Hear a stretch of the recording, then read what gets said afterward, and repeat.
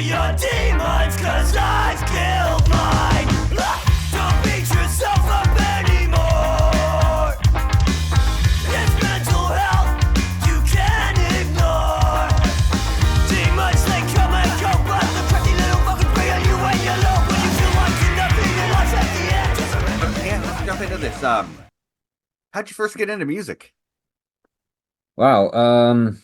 So my mother, I guess, she was like an old kind of goth punk, like way back, like early 80s, stuff like that. And she used to play a lot of like No Doubt, Exploited, stuff like that. Like she was really into that, and my dad was into it too. So I was obviously hearing quite a lot of that. And then I remember, do you remember The Offspring? Yes. They they they I remember her friend listening to Americana in the car, and I on repeat for God knows how long. Um, and then oh wait, have we frozen? Or oh, it's back. Okay, sorry, frozen for a second. Yeah, yeah. So I guess from that, I was really kind of into that style of punk because it was fast, and then I wanted to play the drums. Um, we couldn't really afford lessons, obviously, because working class. So my mother managed to buy me a drum kit from like Argos. It's like the equivalent of like Walmart or something in America. Like it was a sh piece of shit drum kit. But I used to just put my headphones on, plug like the headphones into the stereo, and put on any CD and just try and try. And then I'd end up, sitting and listening and kind of air drumming with drumsticks for God knows how long to try and, figure it out. But from then, I kind of fell in love with that, faster punk sound, but I couldn't really find anything else of it. And I was listening to loads of new metal and, that kind of early 2000s era, like late 90s, early 2000s. But then I moved back to New Zealand, which is where I'm from, to stay with my dad. And I was looking through, some drawers or something, and I found a disc, right? And I was like, "What's this?" And it said "Heavy Petting Zoo" on it. No effects record. And I was like, "What's this?" I put it in, little kid. You're like, "Oh, homophobic." Dun-dun-dun-dun-dun-dun. I was, oh my God, bands play this fast? Like this exists? And then I didn't have the internet because my parents wouldn't allow me to have it. So this is kind of lame, but I used to go to the library. And the library had like a collection of CDs, and there was like the Punkorama compilations. Like I got a Pennywise album. I think I got a Pulley record as well. Like, and I just take them home, like drag them onto my computer, and then return them back to the library. So I was kind of like stealing the music, but it means number one, we didn't have to pay for the music because it was expensive buying CDs back then. And yeah. And then from then I just kept, playing and playing and playing, listening and listening and listening. And yeah, I guess that's how I got into music as such. But yeah, I fell in love with it from a young age. Silly though, right? Finding Heavy Petting Zoo of all albums in a drawer. Um,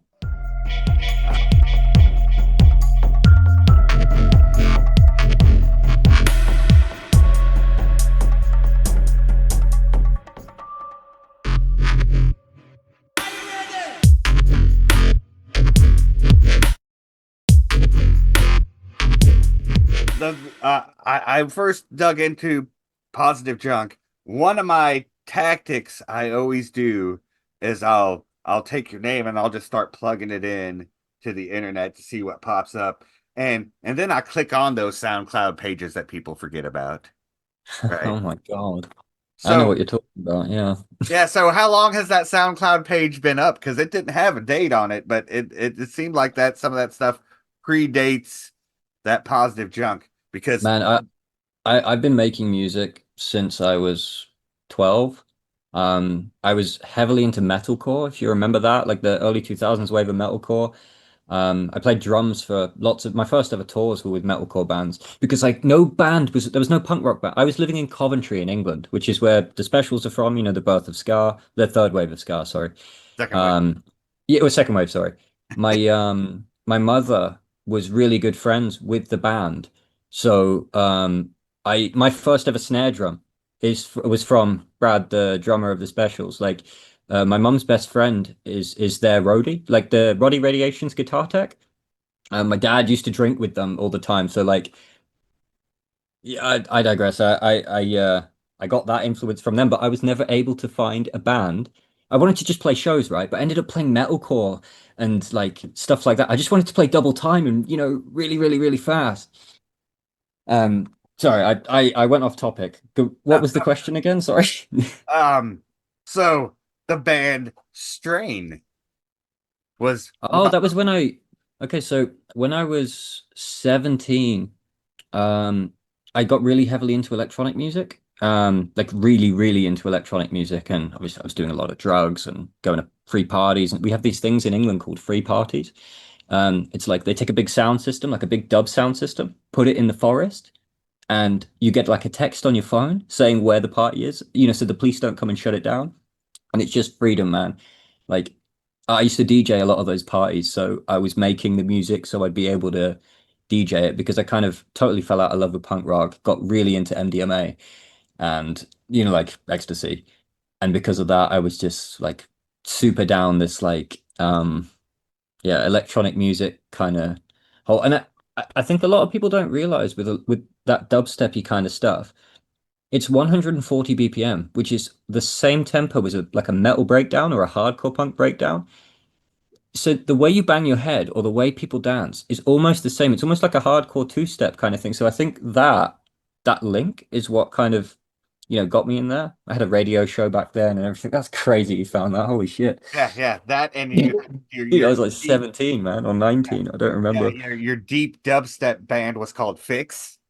Oh God, yeah, it was. We got some radio play on the BBC's radio station back then. Me and a friend. I went to school with this guy called Jack, and he's now a really famous electronic music producer. Um, I went the punk rock way over time, but back then the two of us used to, because no other kids in our school were like into music, and me and Jack were both like super nerds into video games, into like messing with sounds and synthesizers and stuff. And we didn't know what the fuck we were doing, but we, both kind of would spend time together and just make a song and be like, yeah, we've made a song. And eventually we'd get it played out. And yeah, I just used to smoke loads of weed and fucking mess around with electronic music stuff. Yeah, man. I don't smoke anymore, but yeah.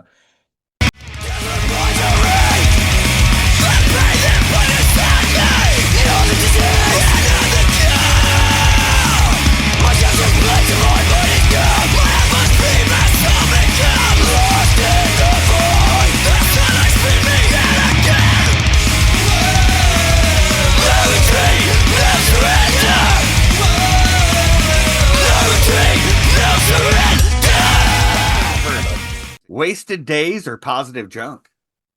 Wasted days. So my best friend Chrissy, um, he, would you like me to tell you how I met him? It's a Yeah, fucking cool story.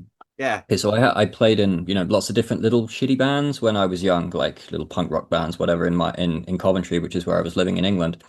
And I had a show with my first band. They were called The Giveaway. We played like Green Day kind of style it, like Ramones core, that kind of stuff. Um, and this guy was putting on a show called Chrissy. And this guy just walks into the green room, the back room of the venue, picks up a little guitar and plays a punk rock version of Walking on Sunshine. And I was like, who the fuck is this guy? Who is this guy? This is like the coolest thing I've ever seen. And then he told me about his band called Wasted Days. In the like late 90s, early 2000s. They played with like Fire Apple Red, Laughing in the Face of, like those British skate punk bands, like household name records bands. And he showed me this music and I fell in love with it. I thought it was the coolest thing ever. He asked me to play drums. I played drums for a couple of shows and stuff with him. And yeah, basically, I asked him one day, I was learning how to record because I went to university to study audio engineering. And I was like, dude, can we record some of these songs? And he was like, hell yeah, come. So I had this at my mum's place. I had like a garage in the back garden and with the door like slightly open. It was all held together with tape and it was terrible. Like I had this old hi-fi kind of thing that I was running my laptop through with like a shitty cable. I had these old speakers that I think I stole from like some store or so. It was terrible, terrible setup. But through him, I learned how to write music. If it wasn't for Chrissy, I wouldn't have written Positive Junk. None of these things would exist because I didn't know any music theory. I knew how to play guitar just from borrowing guitars from people and like just somebody taught me how to play a power chord and I was learning like Descendant songs and stuff.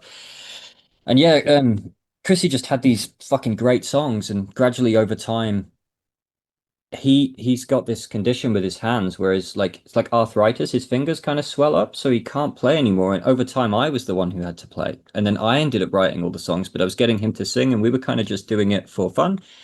Um, I wish I promoted Wasted Days because if I'm honest, they are my favorite band.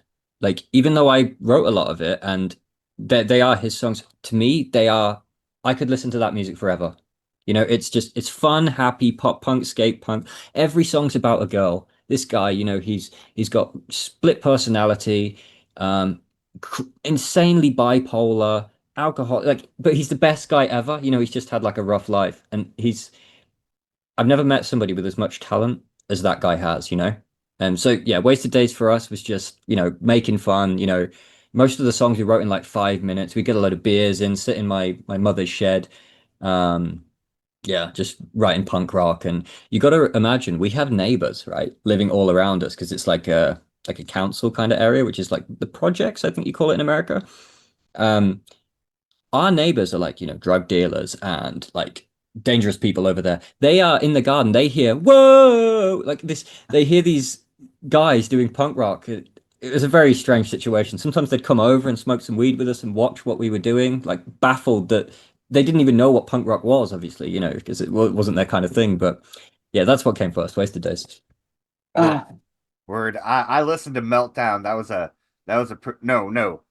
I couldn't find Meltdown. It was Morningside. Morningside, yeah. When Meltdown was the reason it's called Meltdown. So, you know, I told you I had a shitty laptop that I was recording on.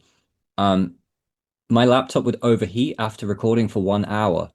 And we had to wait 15 minutes, then turn the laptop again for 1 hour. It was super DIY the way we were doing it, you know, to Meltdown because one day my laptop completely died and we lost the whole album.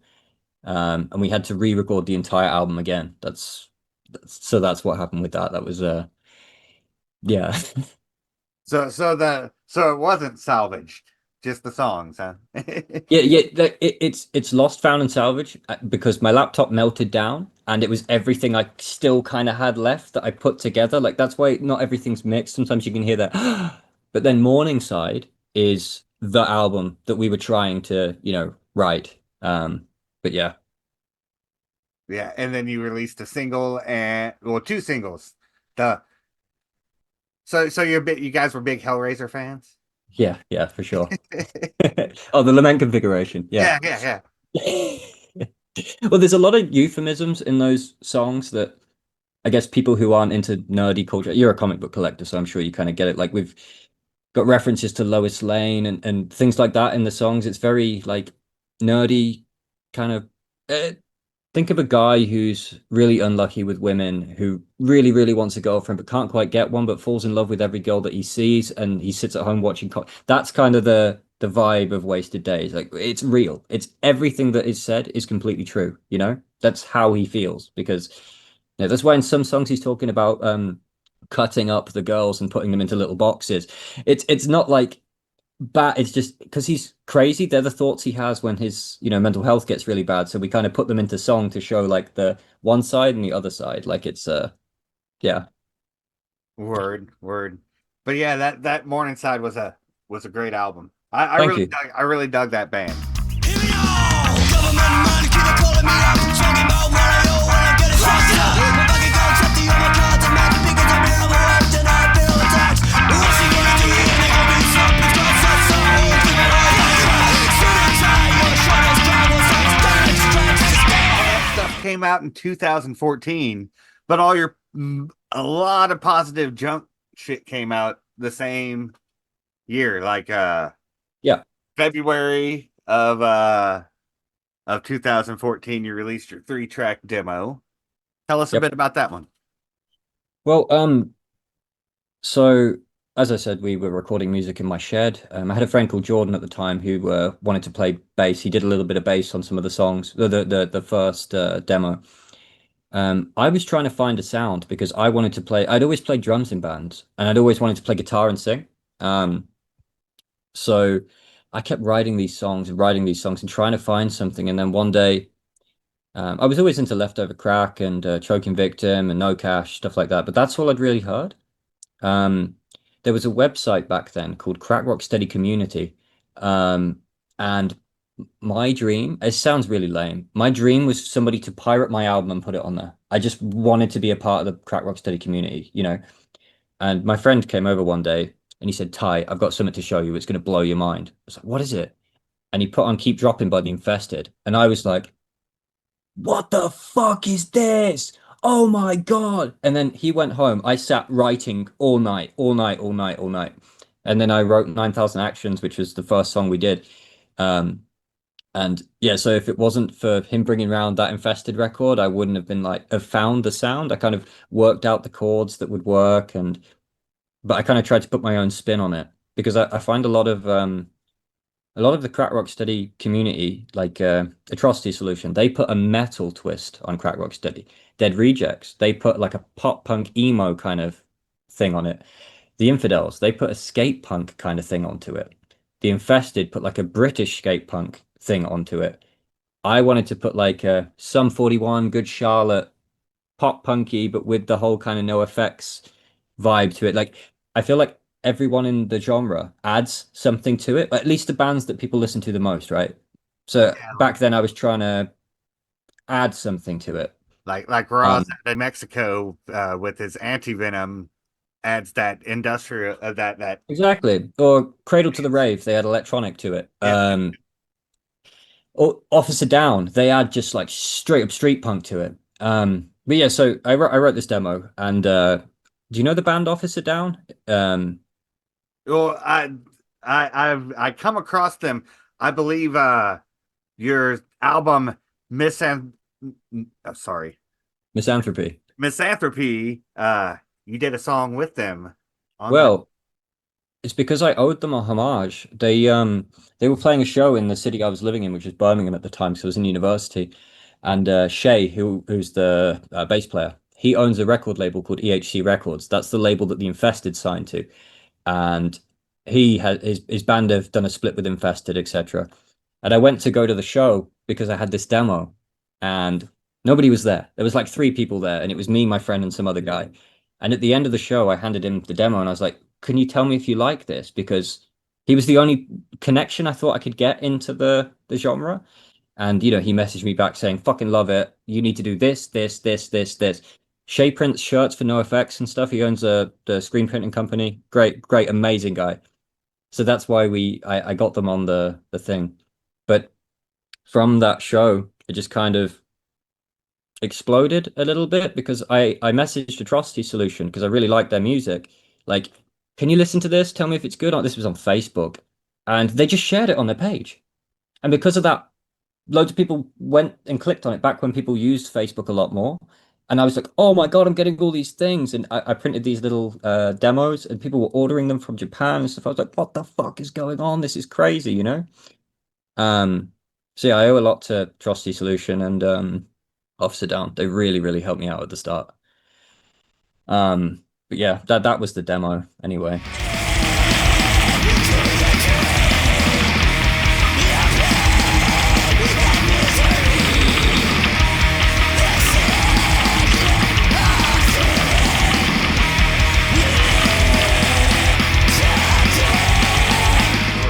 Word. And then in May, you released Do It, Kill Yourself, which was Infested and Choking Victim covers.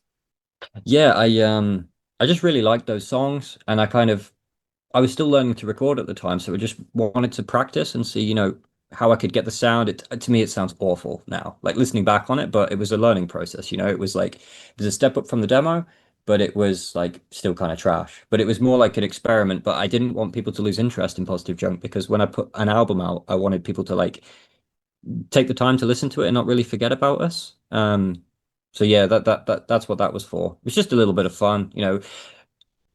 I wanted to cover those songs anyway because, I love The Infested and I loved Choking Victim. They were my two go-to bands. Word, word. I thought it turned out pretty good.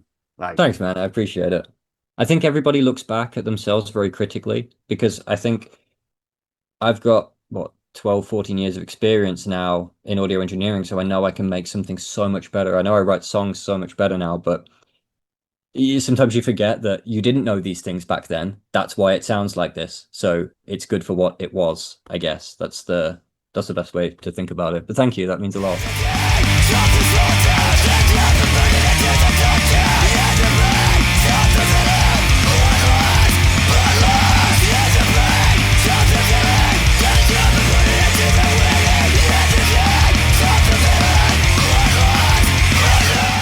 core principles. Let's Oh, discuss. the split with Big Brother. Yeah. Your good friend Chris.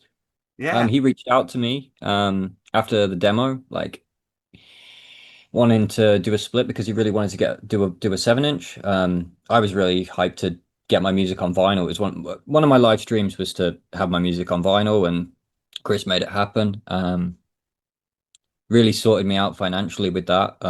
He did most of it through his label. There's one song on there called Bloodlust that isn't on any albums or anything. That's in England we have people who hunt badgers. Um, and it's fucking cruel. They're literally just culling them, and they use these horns and dogs. It's terrible. So there was a anti-hunt like album, like for the Hunt Saabs. It's a group who go and protest the hunting. We did that song for them, so I found that it fit there quite nice. Yeah, and then Autocracy, which is on Misanthropy, but we only had 2 minutes. What was it? 4 minutes 30, I think, of time, and Bloodlust was 2 minutes, and Autocracy was 2 minutes 30, so it just like fit perfectly. I think that was part of it too. But yeah, great. I was really, really lucky to have that opportunity.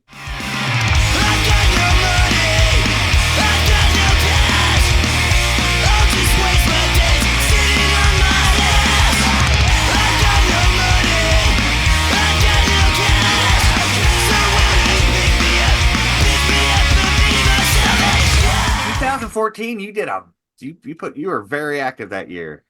Yeah, I was in my first year of university, so if you know anything about going to university, nobody did a shit for their first year, so all I was doing was drinking, doing drugs, and writing music. Yeah, misanthropy is like it's very important to me. Like the title itself, misanthropy. To be misanthropic, it means to hate the human race and to hate humans. The whole album's kind of about my distaste for people, for the government, for authority, and it's basically just a little documentation of my life in that period, I guess.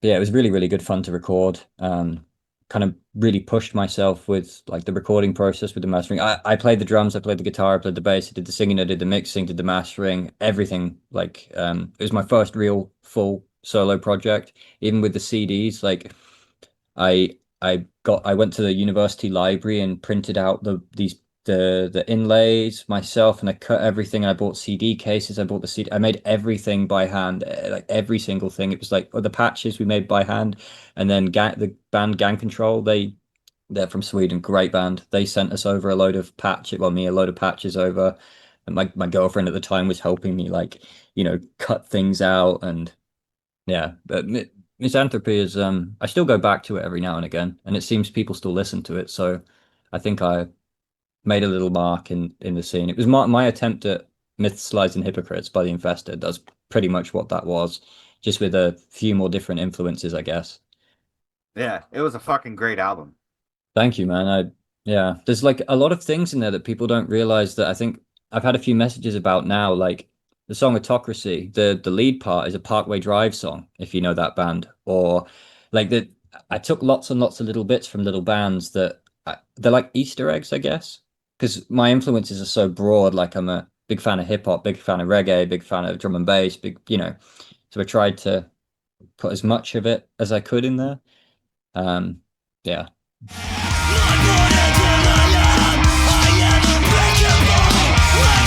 Trust is weak when I feel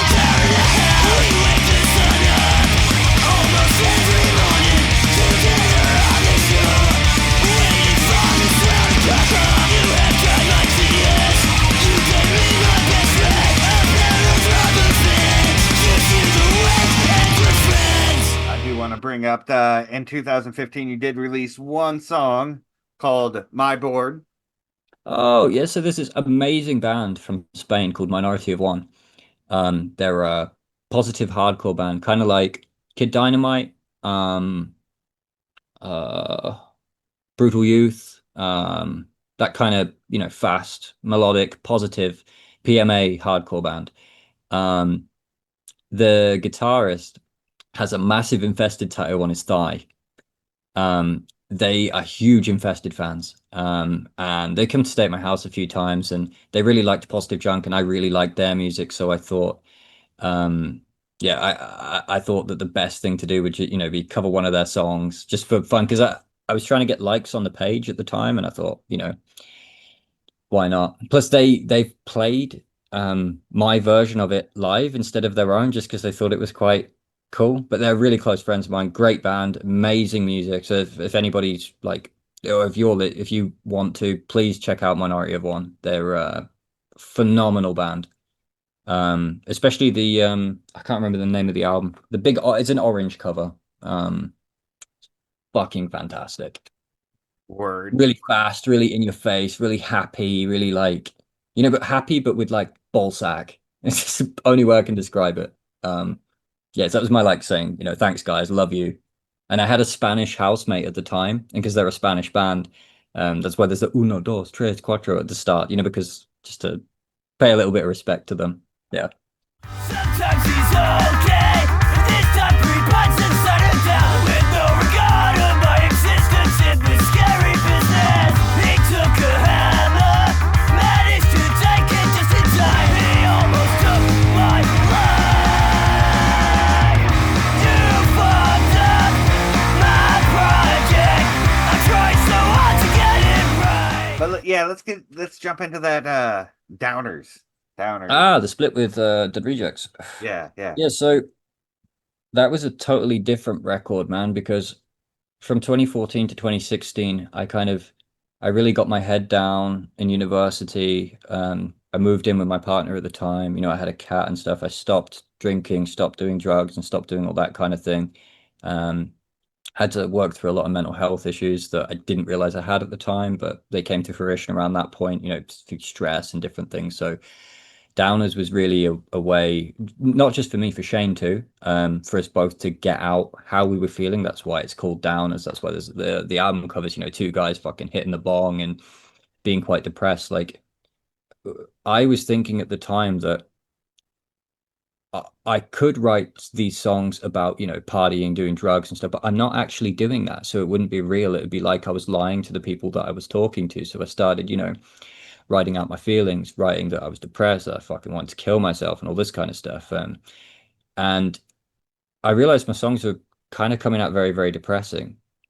But I've got a big fascination with melancholic music, meaning like a depressing chord progression with uplifting lyrics or a really uplifting chord progression with depressing lyrics. So that's kind of what I was looking at when I was writing that record. But one thing I aimed to do with every song, Demons, for example, or Leech, in Demons, I talk about how there's this thing in my head that's, kind of, I feel like I'm possessed and it's telling me all these bad things to do, to fucking cut myself, to, end my life, to do all these things that I'm worthless, whatever.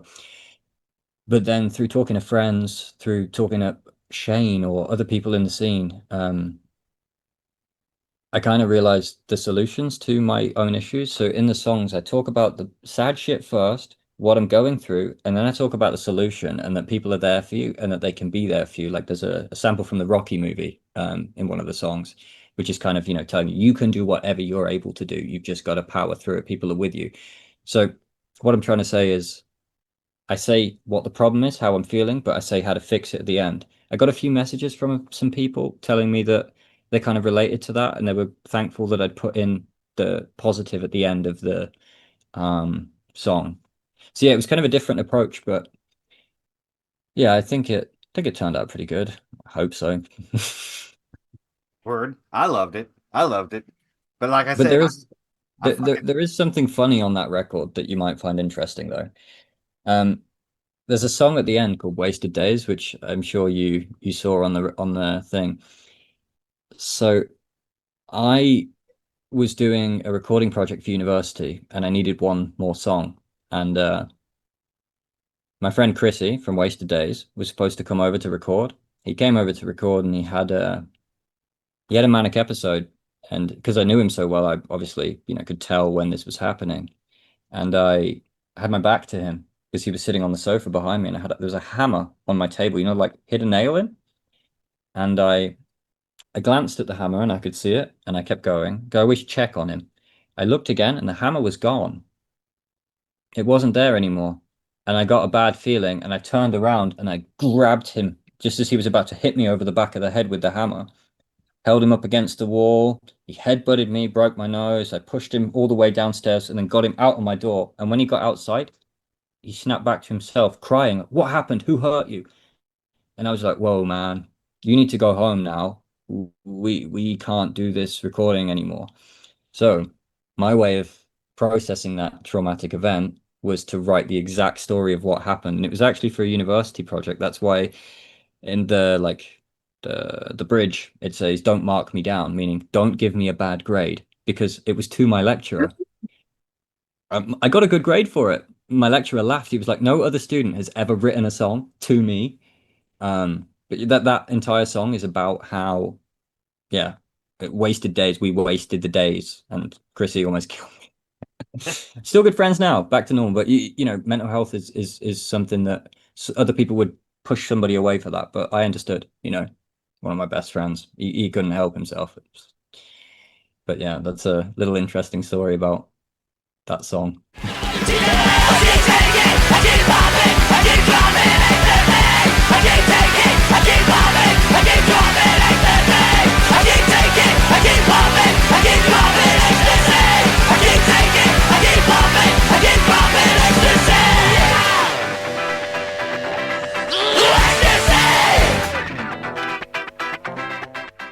You kind of dropped off the internet after the Downers album. It's hard to find information. You did make an appearance on the following Dead Rejects release, Hmm. but after that, it was hard to find anything. Um, I stumbled across your YouTube page, and that's how I discovered that you were in Infested and Love Dump. Hmm. How did that go down? Were you on the most recent Love Dump release? No, but I've been playing with them since their most recent album come out. But w with Infested, I just got a message. G, who's the singer, he did a Facebook video walking around talking about how he wanted to start the band again. So I was like, "Oh my God." I sent him a message. But I commented, I think, on the post on Facebook, like, "I'll play any instrument you want. Please." Infested were my favorite band, man. Yeah. And because of Positive Junk, loads of people liked and shared and were like, get Ty, everybody get Ty." And G was like, "Who the fuck's Ty?" I'd messaged G multiple times asking him to listen to Positive Junk. He'd ignored every single one of them. Um, and then he sent me a message like, "Hey, who are you?" Like, and we had this conversation. I showed him my music, etc. And then I got him to message the old members of the Infested, like Dave from Love Dump, who's now probably one of my best friends in the entire world. Um, and yeah, it just gradually formed. We went to a practice. From the first practice, the feeling in the room was like, you know, like it just worked so well. But we played a lot of shows. G's got kids and Dave's got kids, so we ended up stopping after we kind of built up that momentum because yeah, we just the other guys didn't really have the time for it. I kind of did because I was still in university. But yeah, the momentum slowed down, and I'd always told Dave if he ever needed a drummer for Love Dump, I'll play whatever. And then I got the message and went up, and then started playing with those guys. We played a show, our last show for quite a while with Subhumans. The Subhumans. It was Subhumans' last ever show too in Aberdeen, Scotland.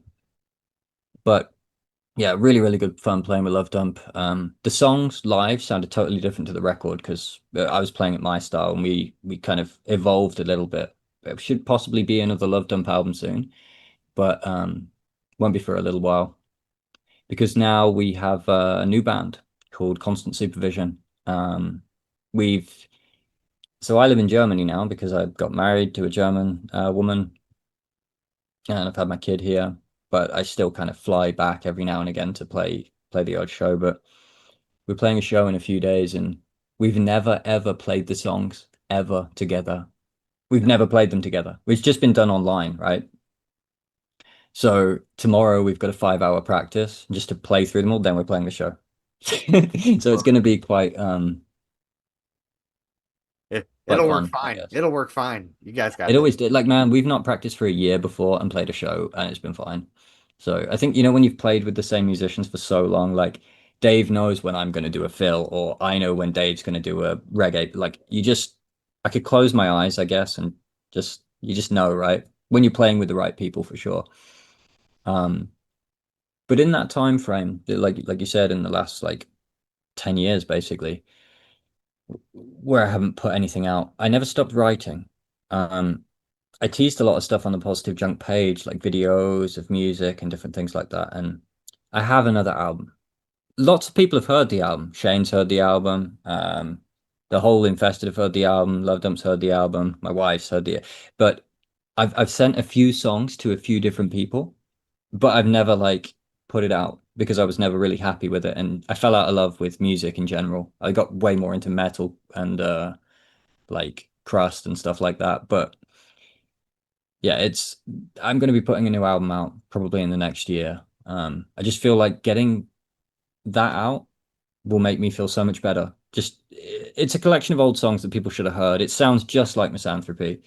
Um, but yeah, I'm kind of excited to see what people think about it if they've still got the love for what I was writing. But yeah.